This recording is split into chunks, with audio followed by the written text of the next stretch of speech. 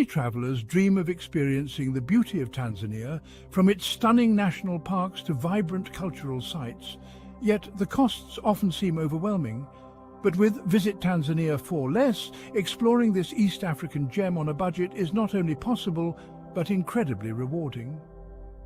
Whether you're a solo backpacker, a volunteer, or just a budget-conscious traveler, we provide valuable insights and resources to make your journey unforgettable without breaking the bank. Book your trip now with just a $300 deposit and flexible monthly payments until your travel date. For more travel inspiration and tips, follow us on Instagram or visit us at visittanzaniaforless.com. Visit Tanzania for Less, your dream adventure within reach.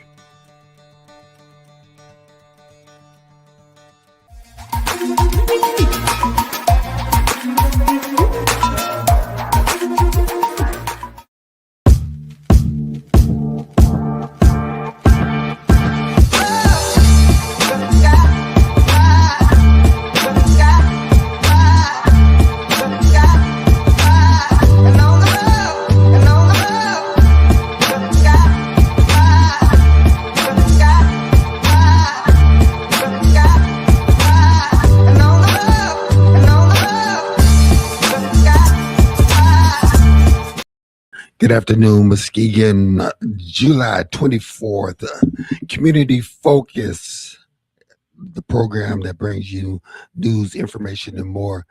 Break those mirrors and get rid of that smoke to bring you facts and what's happening in your neighborhood. I'm your host, one of your hosts, Gregory T. Robertson. To my far right, I'm Melvin C. Burns II. Welcome on this day. First, let me say this. There's a lot going on. And as soon as we get all the facts, we'll bring it to you. But people are innocent until proven guilty. Plus, we want to make sure that we have all the facts before we bring you anything. Okay? So I know a lot of people were like looking for that. Also, if you'd like to sponsor the show, please call 231-727-5007. Ask for Janae, Lady J, Big Rob, PA, or me, Han, Q89. What's the weather looking like, sir? Wow, we have a beautiful day out today. We had a low of 53, high of 78.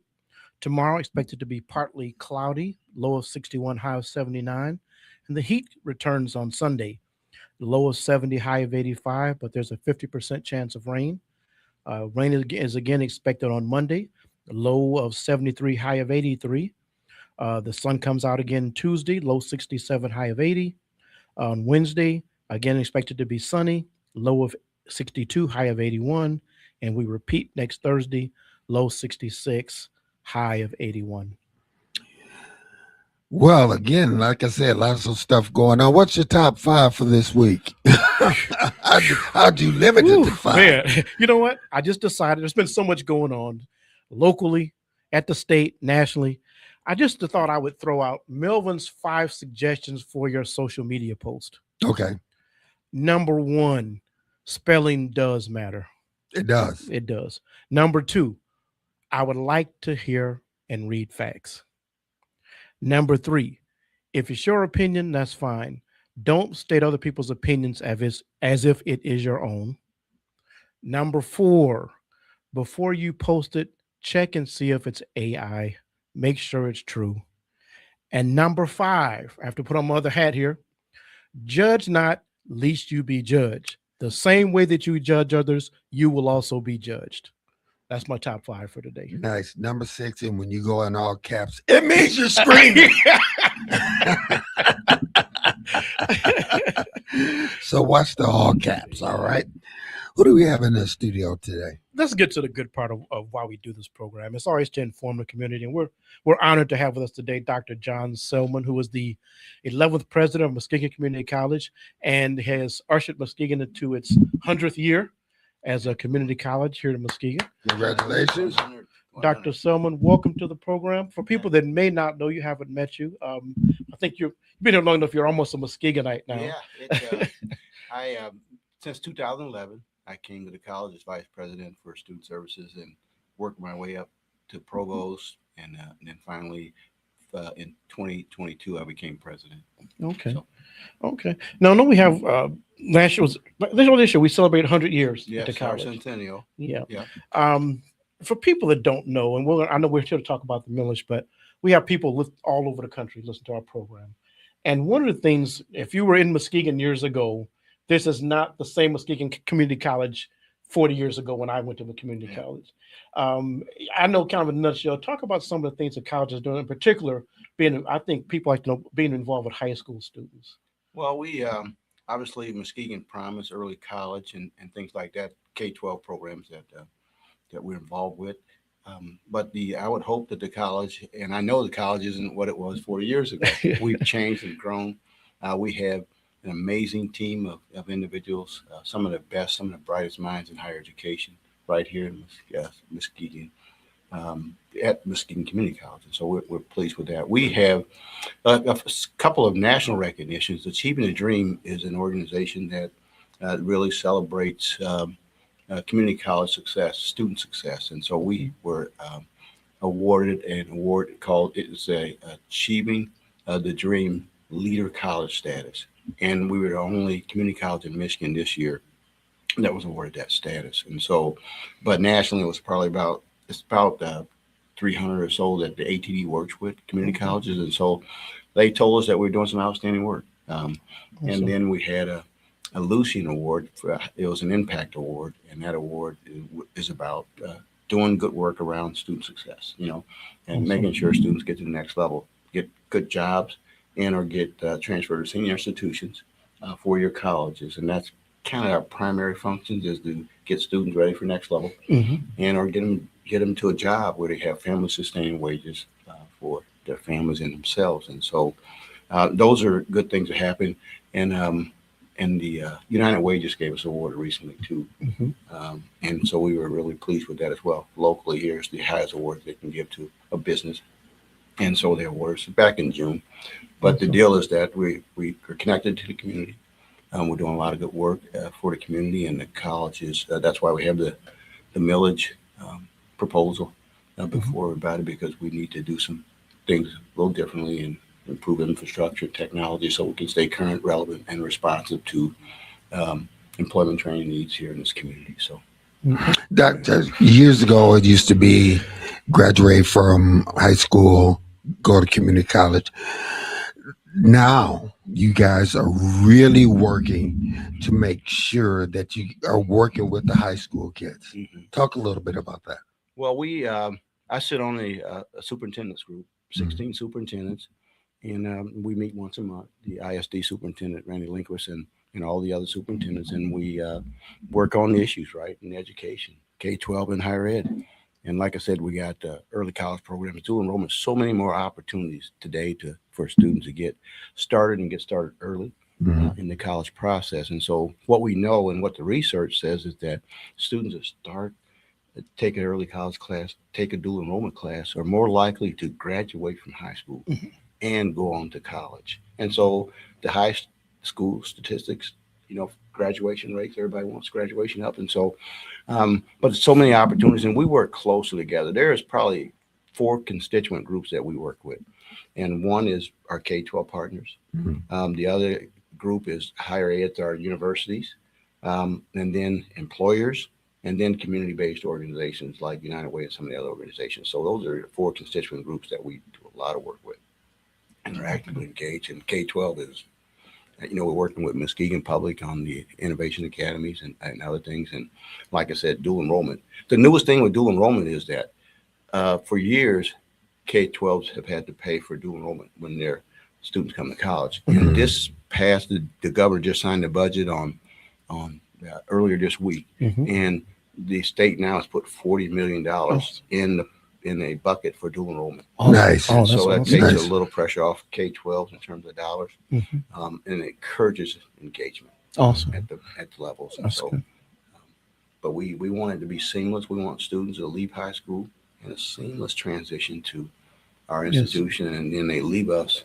go to work, or have a seamless transition to a university. Again, whether if they go to another college or whether they find a job or craft, they can find it through community college. Absolutely.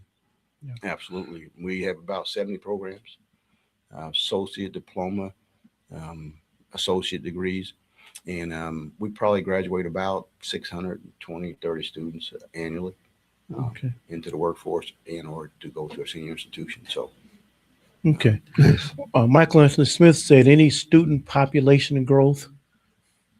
any, Yeah, he yeah, asked the yeah. question online. Last year we a little over 5,500 students, and that was up about 6% over the year Okay. before. So there's some growth, and we expect more this year. We have the promise. We have about 800 promise students that come to us, and so out of the K-12 system, and so that's growing. Early college is growing. Adults are growing, 21 to 24-year-olds, Mhm. and 25 plus. So there's some growth. Okay. Um, so not so much in if we look at a targeted group, males are not that number is not growing as much Okay. in total. Okay. Um, but Okay. education is still important. Yes. Still the quickest route Hmm. to the middle class. Yes. Um, Yes. and, some people talk about maybe that's changed, but nope. Last time I looked, you get a college degree, you can move along. Social Yes. mobility is there. Yes. Economic mobility is there. Mhm. So Yeah.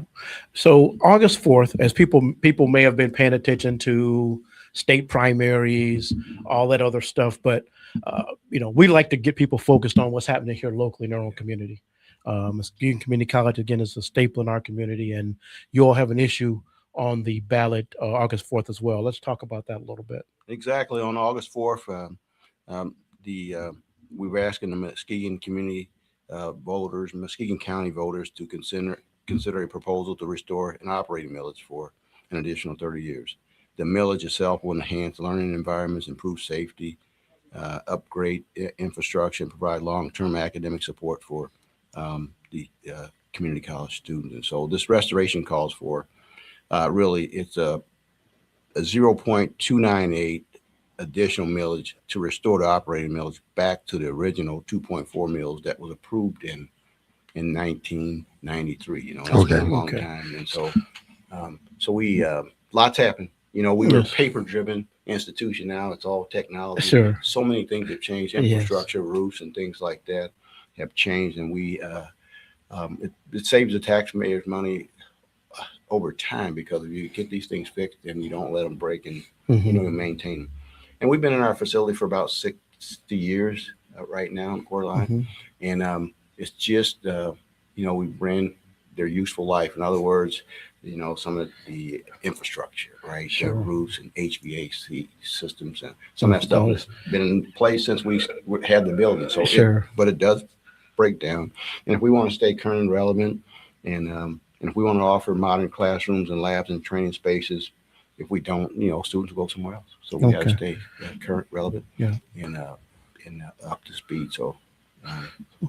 So it's called, and just so people say, it's called the millage restoration. Yeah. So back in 1993, Yeah. people in Muskegon Community College voted for 2.4 mills Yeah. to go to Muskegon Community College. Yeah. And so explain what's the reason for the restoration is it still 2.4? Well, Why is that necessary? in '78, there was a Headley Amendment to the Michigan Constitution, Mhm. and that amendment reduced millage rates when the annual growth of existing property is greater than the rate of inflation. And so when that happens, it rolls back the dollars. And so we went from 2.4 to just recently here 2.1020 in terms of millage rate. So we're looking to restore that back. So we want to go back to the original 1993 voter approved piece.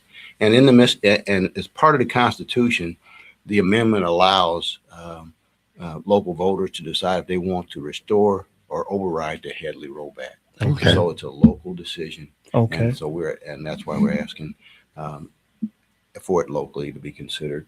And we have the ability here as taxpayers to restore or roll it back Okay. within our individual communities. So. Okay. So again, may seem complicated for folks, but again, inflation was what kicked this in. I think this is the first year or second year we've actually had Headley kick in effect our tax rates like this, the tax millage rates like this. But we're just asking folks to kind of reset us back to what we said in in 93, Yeah, and it's been a long 2.4 time. Yeah, mils. and so just to keep us current, keep us relevant. The community college is an asset Yes. here in Muskegon, and local employers rely on trained workers. High school students can earn college credit.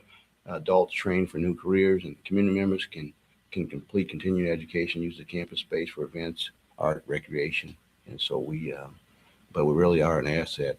I think we did an economic study, and the economic impact here in this community is $249.9 million Wow. impact Wow. of the college Okay. and all Okay. the Wow. things that we engage in. So, um, but anyway, we're excited. We got a lot of good things happening. We just I think you mentioned earlier, we have our centennial events, and so all year since last June we've been having events Hmm. um, here in the community celebrating our 100 years, our centennial year. And our most recent event, an evening with MCC, we had 535 tickets sold, Hmm. and we were at the Delta downtown, and it was probably we raised the whole entire event $185,000. Wonderful. Yeah. Yeah, to help Yeah. with students, to help with the campus. But obviously that isn't enough. Um, but it's a good sign, a good indication that individuals really support the college and what Yes. we're doing. And so, but like I said, it's an exciting year. We got a lot of good things happening. And most of all, our biggest responsibility at the Mhm. college is to help students succeed. Yeah. And go ahead. Yes, speaking, Dr. Selman, how important is it for people to realize that we are not just competing on a local or national, but we need to get our kids to compete on an international basis? Exactly. With AI, as you know, and online classes, we compete for students all over if you look at it, Hmm. because students go online anywhere in the country and out of the country. So it's competitive. Yes. Um, but I still think bricks and mortar is the best place where you can come to be educated. But a lot of Yes. folks choose online, but it creates a different marketplace, right? Yes. It really does. And so, in order to compete, you got to have the technology. Students have so many different gadgets now, and so our technology has to allow our students to interact with us, Sure. right? And Mhm. we had to have the technology to do that. Yes. And if you don't have the technology, guess what? Game's over. Oh, Yeah. yeah. And our students are much different. They come in with so much Yeah. technological skill sets Sure. that it's just it's incredible, impressive. AI is out there. AI is all over the place, right? Yeah. And so people have to train to that. Some folks think that it's going away, but it's not. No. Yeah, AI is here to stay. So our role is to help students understand AI and how it works in the classroom, in the workplace, and the biases associated with it, Mhm. limitations that are associated with it, so that they can compete. Yes. They Yeah. got to be able to compete. So, Yeah.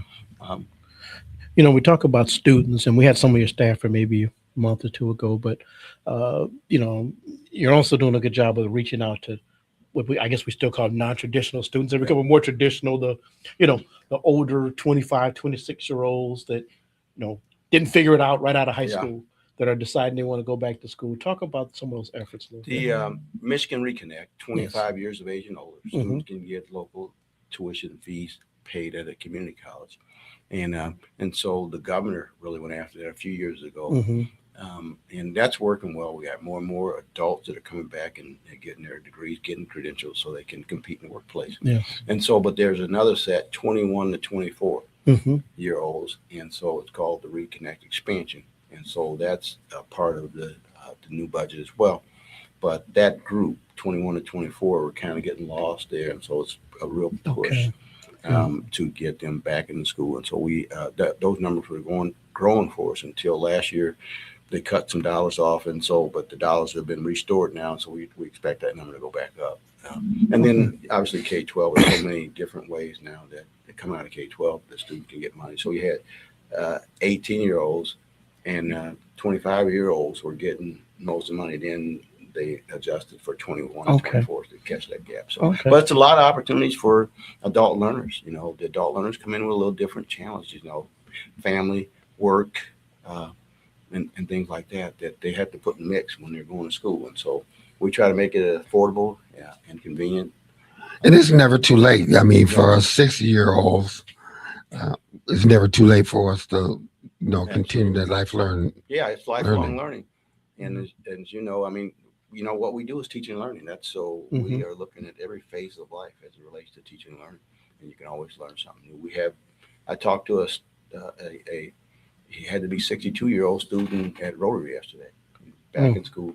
Okay. And his dad had been back in school, who was much older, but back in school, and getting current, staying current, Yeah. and had retired, but felt need to come back and get some additional education. Okay. Already had 2 degrees, and so, but it's never too late to come back and to learn. So One of the things I suspect might be taking place now. Is more parents are becoming aware, especially for their kids out of high school, the idea of not taking on some of the debt of going to four-year institutions. Are you seeing the effects of that with students making that a consideration for considering community college before they go to four-year institutions? exactly, that's one of the things you can get affordable quality education at the community college, and a lot of it's free, as I talked about all the different programs, the Promise, and right now early college dollars, Michigan Guarantee, all these different programs. So, I mean, it's more affordable than ever. I mean, Yes. the college is. And so we pride ourselves on students leaving with little debt or no debt when they leave and transfer or go to work. And so, and that's really possible right now for students. And so we just got to take advantage of the programs. They're there. And we do everything we can to make the community aware and students aware of the opportunities economically and otherwise. So, Okay. Now let's talk brass tacks now when it comes down to the home market values, taxable values, yearly tax increase. What can we expect? and we looked at an average home of $250,000 in the Muskegon area, and so the tax increase would be $37.25, really about 10 cents a day. That would be the increase for a home that's valued at $250,000. So, Okay. Again, when you think of cost of education and you think of if you're here in Muskegon Muskegon County, it's here in the county. You said the college stimulates almost $250 million. no, for our budget. No. Oh, You were saying the $250 million okay. that it generates. No, economic impact. Economic Okay, impact. I'm sorry. okay, Yeah. Impact. 249.9 Yeah. million. I'm a budget guy, so my question is how much would you want to invest of your tax dollars to see it return and have an impact in Muskegon County? Right. And I'm just not making people decide, but something to think about. Would you invest $35 to see it have an impact of $250 million in our community? And that's really something that you need to think about because ballots are already out right now. Yeah. Yes. Yeah. Yeah. And we've been to every meeting we could to share the information. We can't tell people how to vote, but we can just educate you on what it means and why it matters, and on this other side, and what we're gonna do with the dollars. This is very real. We're gonna look to modernize our safety enhancements, including updating security cameras and access to our building, classroom technology upgrades to support relevant instruction, workforce training, replace heating and cooling. You know how when heat goes or the air conditioning. Yeah. That's a problem. Trust me. I'm not coming today. So these dollars aren't going for administrative salaries or anything like that. Sure. This is strictly a renovation of classrooms, lecture halls, roof replacements, parking lots. And we've had some, dollars before, and we'll have them again. But the point I want to make here is that we really manage the dollars. We provide good stewardship over the dollars that we've had. But it's just time to. I see one of the things you have is the ADA accessibility. Yeah. And again, if you've been out to the community college, it was built prior to the American Disabilities Act, Exactly. and there are some challenges there. Yeah, you know how you got the retrofit. Yeah. Sure. So it's like, some of the things right now, if you go in like a restroom, you begin to renovate, then it's code driven, right? So you got to change everything. So a project that might cost 10,000 going in might be 80 coming out. Sure. So that's just the reality in the world today. And so, but to keep up, to compete, sure, we will need additional dollars to do that. And this is one of the ways that colleges and other municipalities can go after some Sure. additional dollars. Doctor, how important is it for people to realize that this is a educational? This is about investing in our kids. Even if you don't have kids, this is investing in kids in the community. This is not a time to. It's an anti-political vote. No, this is a time for educational education. This is time for a decision based on what is needed in your community. And I got to stay away from not telling people how to vote because I can't do that as part of my role. But I can just state the facts that we need to upgrade our facilities. We have a fine institution. It has a good reputation in the state, good reputation here locally. We train folks for the workplace and to transfer into an institution of higher learning like a university. And so those are things we do, and we've done it well through the years, and we have alum all over the place. And in the workplace, speaking of workplace, there's so many companies right now that are just begging for trained individuals. Mm-hmm.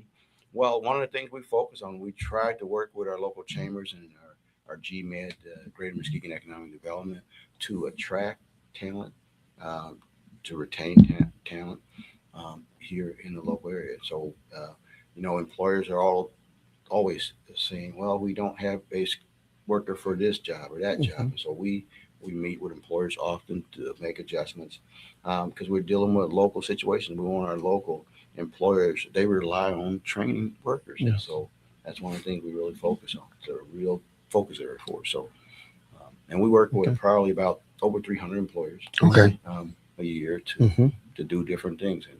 And employers have different needs. But the thing is, the skill sets to compete in the workplace and compete in the marketplace for employers, you got to compete. So you got to have skilled workers. Yes. And so, and like I said, this and a college degree is still the quickest way to the middle class. And so, and we're doing our best to make sure that we help with that. So.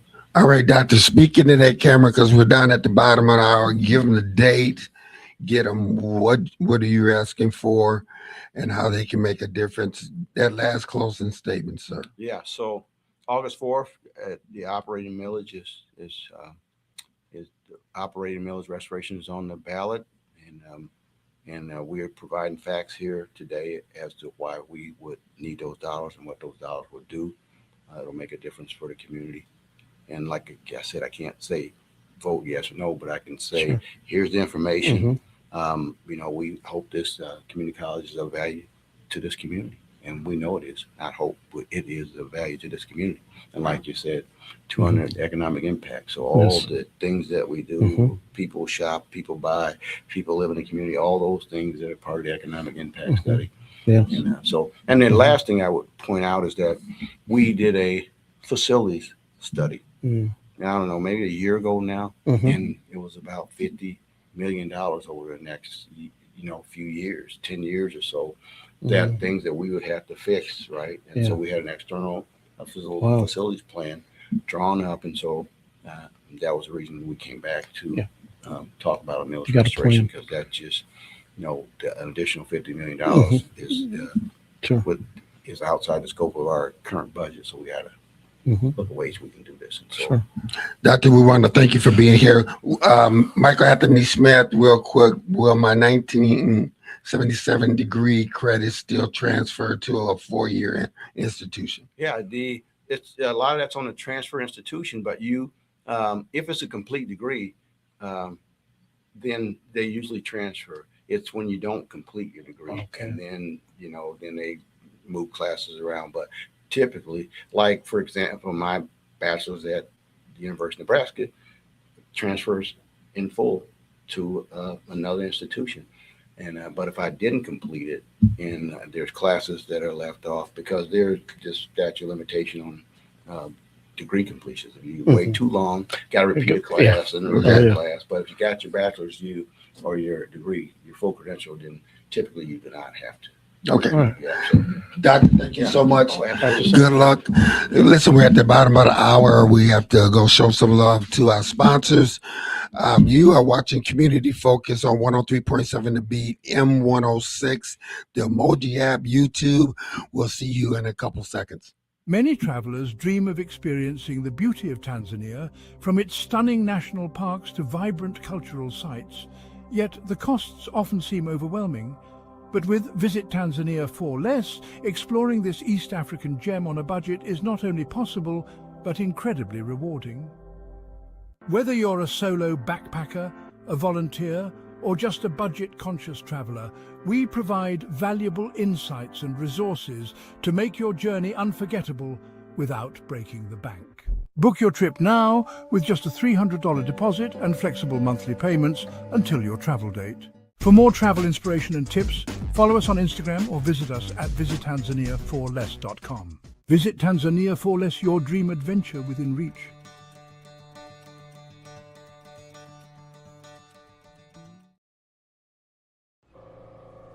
When smoking gives you COPD, you learn to lie a little bit.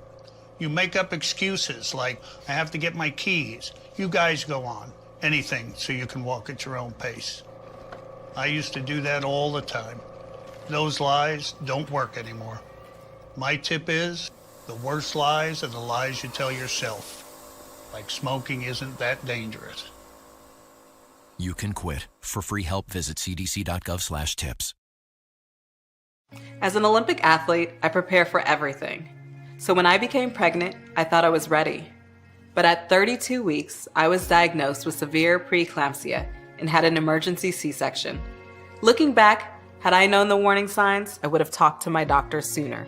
Too many women die of pregnancy-related complications, and most are preventable. If you or someone you know is pregnant or recently had a baby, learn the warning signs. It could help save her life. Hear her. First, they said cigarettes were safe. We know how that turned out. Now, they say they didn't market e-cigarettes to teens.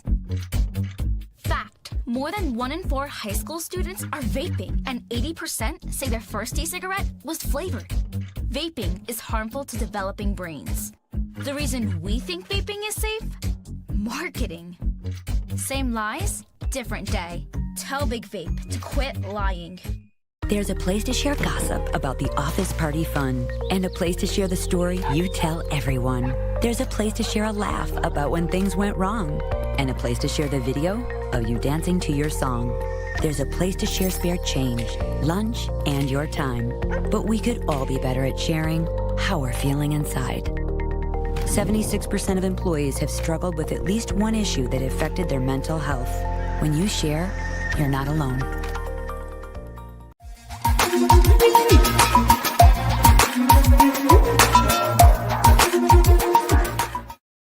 Bottom of the hour, 2:33. Welcome back to Community Focus. We have a special guest in the house. Yeah, she's our friend. She's our colleague. She's our county clerk. Join us in welcoming to the program. You've been here many times. Oh, yeah. Karen Whitehouse, our Muskegon County clerk. Welcome back. Newly married. Newly married. New name. Newly married to Clyde Whitehouse. Yes. Yes. So you're sitting at home Yes. watching the president speak. First, I commend you for for doing that, because I don't do that anymore. Yes. And you're just sitting there and you're listening, and okay. Mm-hmm. And then all of a sudden you hear Muskegon County mentioned. Yes. And so what happens once you hear that? Well, after my husband pulled me down from the ceiling, I just couldn't believe it, and it's infuriating because we work so hard to make sure that our elections are held to the highest integrity, and we have so many safeguards in place, and the things he was saying were not true.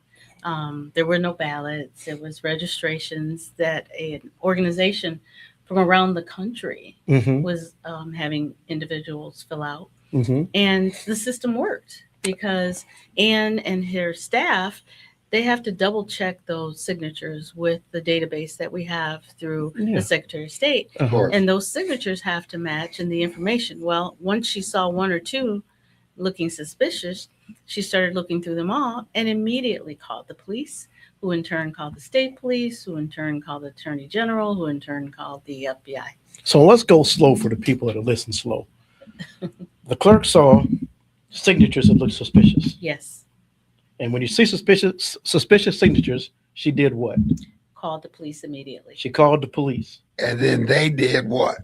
Then the city police called the state police, who in turn called the attorney general, who in turn called the FBI, and they came and took possession of the registrations. Okay. Now this happened in what year?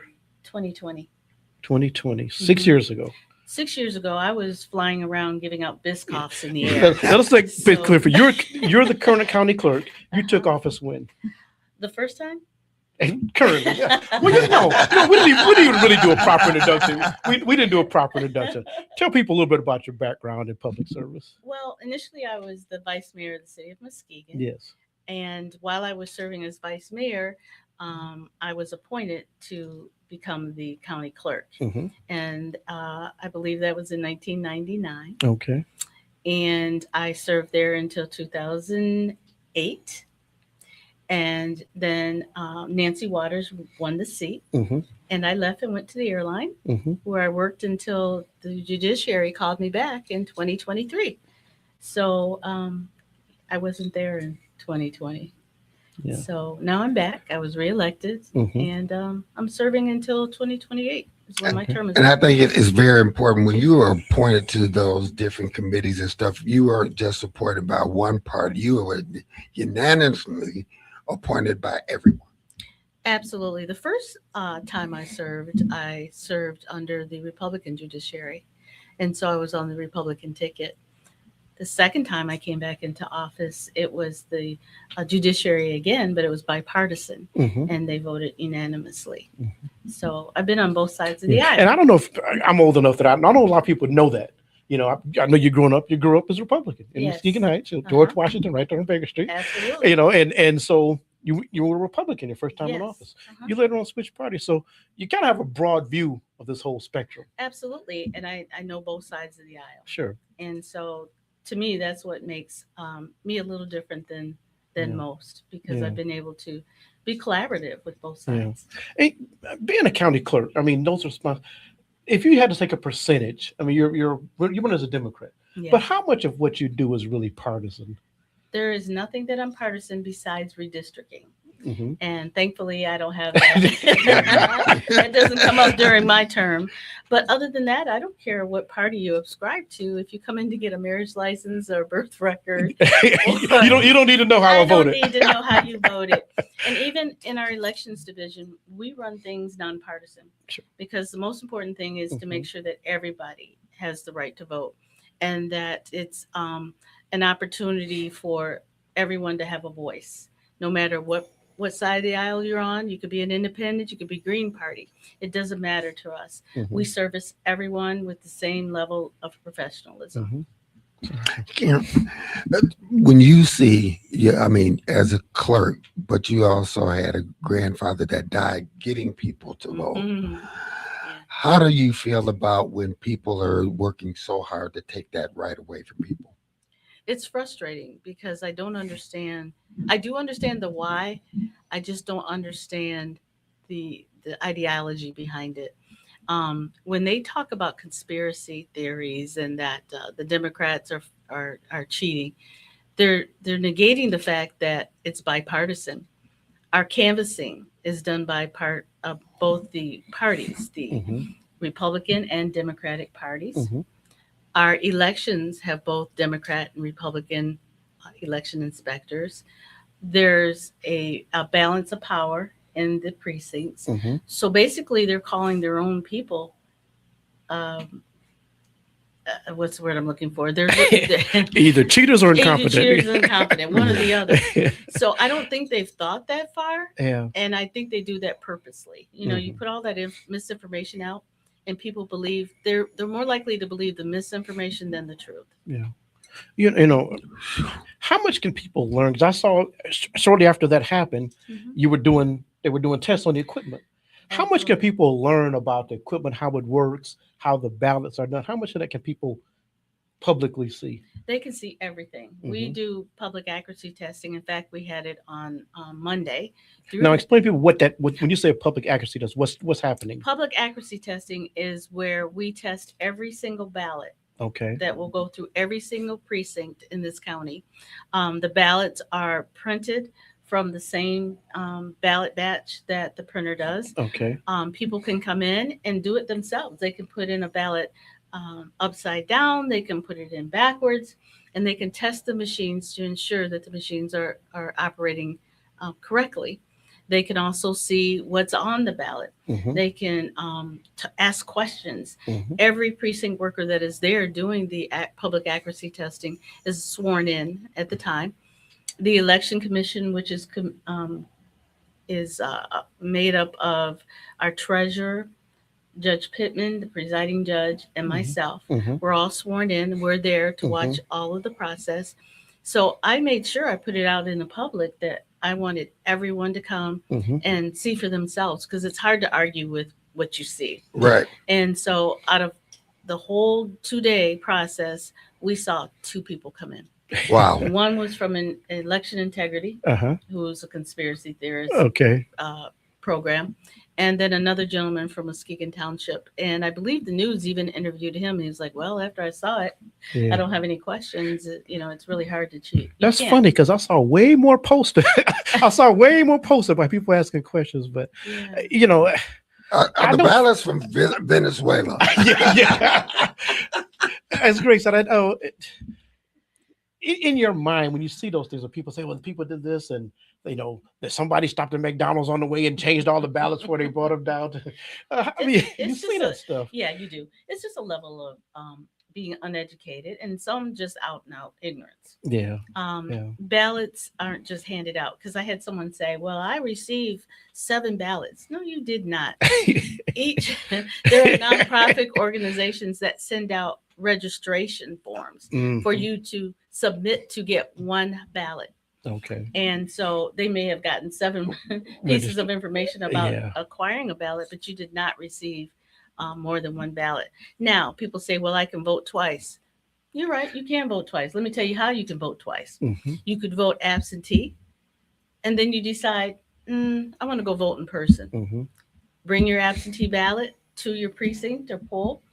They invalidate that ballot and give you a new one, and then you go vote. And that voting twice? That's voting twice. Okay, that's the only voting twice we have. And it's not considered voting twice. It's just giving you an option. We have early voting starting tomorrow. Okay. And we have a consolidated site. We're one of the few cities in the state of Michigan that does consolidated voting sites. And so we have all 23 jurisdictions located at 1903 Marquette. In the student center. They come through door 18. All right. And we have machines on demand printing that once the voter comes in, they come up to the main desk. They give their ID. You have to have ID. You cannot vote without ID. Is that new? Oh, no. No. Now, if you happen not to have your ID for some unknown reason, we do have affidavits that they can sign that are binding. If you lie on this, you go to jail, right? Right. So they can sign that, and then they have 6 days to come in with proof. Okay. All right. So they sign in, they get their ballot, they walk over to the machine or to the booth, they vote their ballot, then they walk their own ballot. Nobody touches their ballot. Their own ballot over to the machine. They place the ballot into the machine, and if they've overvoted or not voted, the machine is calculated to kick it back out and give the voter an opportunity. You can either cast your ballot as is, or you can take it out and ask for another one and redo it. Once the machine calculates your ballot, you're done. Now, in reference to the machines, they are strictly calculators. They can't be targeted. They can't be hacked. It's just like your calculator on your desk. If you can hack a calculator on your desk, then you're doing a good thing. But no, it's not connected to an internet. I've heard that people have said that the vote totals are being sent to China and the Philippines and down to Mexico on a donkey. So yeah, no, it's just a tabulator. That's all it does. If something happens to the tabulator and say it jams, because it is a counting machine, a Republican and a Democrat come over and address the issue. If they have to go into the bypass bin where the ballots are stored, then a Republican and a Democrat are standing there to acquire that ballot if it gets stuck in the machine. So this conspiracy stuff just it baffles me. I don't know how they All right, here it comes. Here it goes. He turned his head on The backwards. views expressed are my views. If you have a problem, deal with me. On election day or any time when these people are giving you the opportunity to vote, do not mess with them. Leave them alone. Don't mess with them. Let them the process work. If you got a problem, see me. That way she don't have to stay out of it. I'm done. Secret. All right. Secret. Let me ask you about another thing. I see this in the news. People say, well, let's say, for example, Muskegon Heights has 4,000 voters, but they got 8,000 people registered. Explain that to people and what that means or doesn't mean. People die, people move. Okay. And not like I can only explain for my office. We do the death records, and when someone passes away, the death record is given to our elections director. She goes into the qualified voter file and marks that the person is deceased. It then is forwarded to whatever precinct or township that person lives in, and that clerk has to do what she does in the file. So there's a checks and balances. Someone just can't go into the qualified voter file and mark it. Once that city clerk or township clerk has done their portion, then it goes to the state. And it's the state's responsibility to take people off. We don't take people off the voter rolls. So people move all the time. People pass away. They forget to tell us that they've moved. And in some cases, they've not passed away in Muskegon County. So we would not know. So if I move, from Muskegon to Northern Shores, there's nothing that requires me to go back to Muskegon and say, hey, take me off your voter roll. And so I'm still in that. Now it's up to me where I vote. It's up to you where you vote. But now, if you choose to go back and vote in that precinct, you can vote. You don't have to live in that area. You can vote where you're registered.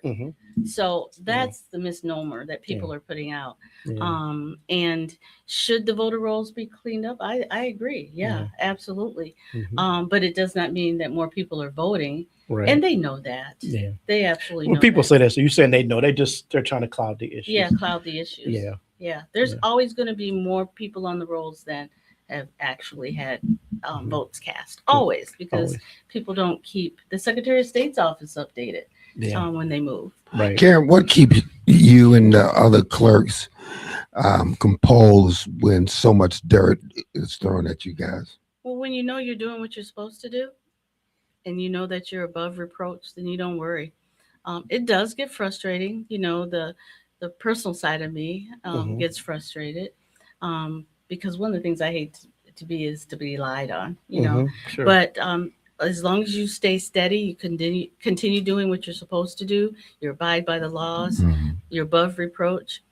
You know, they talked about Jesus, so I'm in good company. So yeah, they lied on Jesus. I know voter education. Yes. People getting their birth certificate is a big thing for your office. I know. Are you still at the men's shelter? Yes, in fact, talk about it's yes, because we realized that the least of these were located at the shelter, and the majority of them couldn't get jobs, they couldn't get housing, they didn't have an address to send anything to, and they didn't have money to get their vital records. So that was such a huge hurdle for them that we sometimes take for granted. Yeah. So we decided to go to the rescue mission and bring our office to them. We have a new program called Tyler Technologies, and it allows us to print the birth record right on site. Awesome. So our office is able to go on to our Tyler system if they were born in Muskegon County Mm-hmm. and print their birth record. Okay. And we give it to them free. Oh, And especially during the fall when kids are going back to school, these people have multiple children sometimes and they Yeah. just can't afford $20 at a time. Yeah. Right. As we speak, we are at the Muskegon County Jail right now. My staff is providing free birth certificates to Wow. those inmates. I think we had 21 or more Mm-hmm. that were scheduled to get their free birth certificate. That's awesome. We work with Goodwill Mhm. Industries, Okay. the Exit Program, and we're going to be trying to collaborate with the health department too to do and community mental health Mm-hmm. to help those individuals get the necessary records that they need to have a productive life.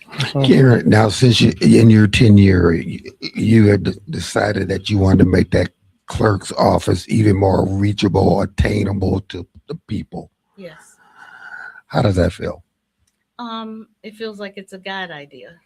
It feels as if God put me there to be able to reach the least of those. You know, bureaucracy can be very frustrating for the average person. We think it's easy just to go down to the county building or to the courthouse and get documentation. But it's just for the average person, they're not familiar with that. And so I wanted to make our office accessible to everyone. And we have processes in place. If you can't afford it, we can do waivers. And we need to make sure that everyone has the same access, whether you know you're from the right side of the tracks or the other side of the tracks, or you have money or you don't have money. It's a hindrance for some people to get their information because they don't know the process. So we really try to go out into the community and make sure that we go to the community and the community doesn't always have to come to us. And even when people jump the broom, you even have a chapel now. Yes, I have a chapel. I love doing weddings. So, Absolutely. so love how it. many have you done so far? I've done over 100. Really? Yeah. Folks just want to come down. They want to do it right now. They want to do it right now, and Oh. and I'm booked. I'm pretty much booked That's for awesome. this month and next month.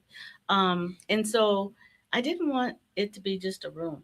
Mm-hmm. So we initially decorated it, Mm-hmm. but then I was blessed to get married, and I had all these extra decorations and flowers. So we took it to another level. You have to Oh, come see it. It's okay. beautiful. Well, So I when hope I people don't need walk it. in, just visit. No, not get married, but just visit. I know Come what you visit meant. us. Yeah. So when they walk in, most people don't know we have it. So Yeah. I love the look on their face when I That's open nice. the door and they see it. That's nice. Just way of making people feel like Yeah. they're getting in a bureaucratic building, but they kind of matter. Absolutely. That's nice. Very Yeah. nice. Karen, what would you say to, if you were speaking to Republicans and Democrats right now, what would you say to those voters about this whole process? For instance, be educated. Don't believe everything that you see. What would you say to those people? Research yourself. Find out the facts. Come down and volunteer and be a poll watcher. If you don't want to be hands-on in the election, you can be a poll watcher and come in on early voting days Mm-hmm. or come in during the regular election and watch the process so that it clears up any kind of misconceptions you may have in your head. And if you feel that you want to be a part of the process, we have election inspectors, we have chair people. Be a canvasser. Come canvass the election and verify the results for yourself. So it's about involvement. No, I always say, don't speculate, participate. Okay. Good. That's good. All right. So we got the election coming up August 4th. August 4th, early voting starts Okay. tomorrow, which is July 25th. Okay. And it runs from 7 to 5, except on Mhm. Thursdays, they go to 7 p.m. Okay. Saturday and Sundays, Mm-hmm. 2 in a row until August 2nd. Yeah. And so we encourage people that don't feel that the mail service moves fast enough, because we all know it doesn't at times. They're more than welcome to come in and vote on their lunch hours, on the weekend. It really takes away the onus of there's no way I can vote. Yeah. You can vote Yeah. absentee, you can vote early voting, or you can vote in person on election day. Now, where are we now with mail-in ballots? Again, I'm somewhat stuck because I just try to keep track. What is the rule with respect to mail-in ballots? Right now? Well, the ballots are already out. I'm when you mail one back. When you mail it back, Yeah. you can either you can drop it in the U.S. Postal Service, Mhm. and it has to arrive up to 6 days after the election for it to be counted. Mm-hmm. But you can also, we have ballot box, drop box Mm-hmm. at different municipalities. And you can go on our website or the City of Muskegon's website and see where the drop boxes are. And if you have any questions, you can go on the State of Michigan election site. If you don't know where your precinct is, put your name in, your information, and you can find out exactly where you're supposed to be voting. Which those drop boxes have good Cameras. cameras and all that kind of stuff. Yes, every drop box by law has to have a camera. And they're kind of So, heavy. Yeah, and so if you see people dropping these multitude of ballots in, not so, because they're on camera, so that's not happening. Now, you said something else again to make sure people understand. The election's August 4th, and you said they can get a mail-in ballot up to 6 days after. So, No, I mean, it can be received. received, say? Yeah. Can be received. Yeah. So the election's October 4th, and you have your preliminary results. When is the election Actually certified. declared? Yeah, certified. It's certified on the county level. Mhm. We begin certification through the canvass process on Mhm. that Thursday after the election. Okay. And normally it's finished by the following Wednesday, depending on how big the election is. Okay. And the reason why it goes into the following week is because of military overseas ballots Sure. have until that Monday Mhm. after the election to be received by Okay. their cities and townships. Yes. So we have to wait at least until after that Mhm. following Monday to finish the canvass. Once the county canvass is done, then it goes to the state canvass. And that's usually about 2 weeks later Okay. when the state canvass is completed. And then part of our responsibilities are a lot of times the state will, after the elections are certified, we will do audits for different Mhm. municipalities. So Sure. the state dictates who we will go and audit following the election. Lastly, Karen, what do you say to these people that say you don't need early voting? You can just come out and do it traditional and vote the day of. That's voter, I won't say intimidation, but it's limitation. Mhm. Not everybody can come out on election day. There are people that eliminates the seniors, that eliminates people that are ill, that eliminates people that are incarcerated but not sentenced yet. So it's a way of eliminating certain voters. So by having these options, this takes away the ability to say that I don't have an opportunity to vote. There's 3 different ways you can vote, and so I think it's a wonderful thing that we're able to offer these services.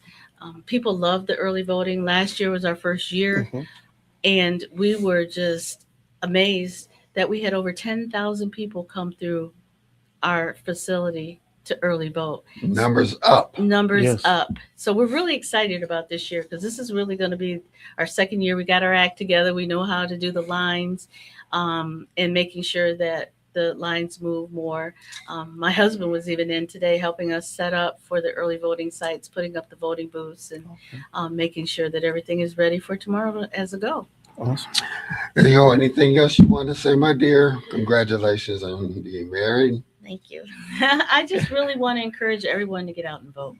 There's no reason not to vote. This isn't an important election, not only on the state and federal level, but on the local level, because the local elections are the ones that dictate your everyday lives. There you go. Yes. So it's very important that we have a voice. And I don't want to hear, well, I don't like the way this went. Did you vote? No. Well, then you didn't exercise your vote. So I just encourage everybody to get out and participate.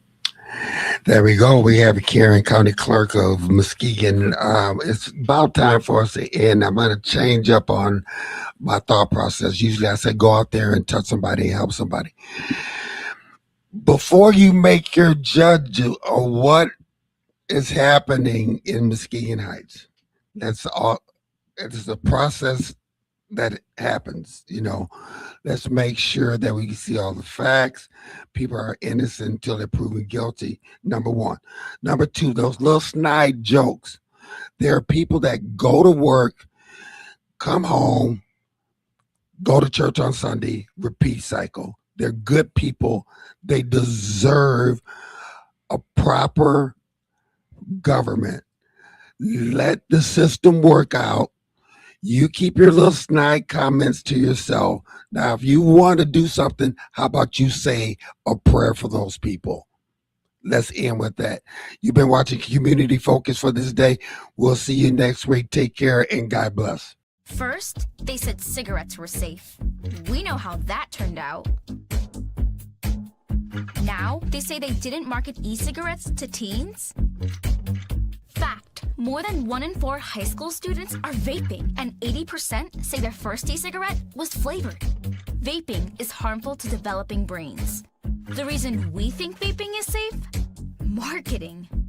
Same lies, different day. Tell Big Vape to quit lying.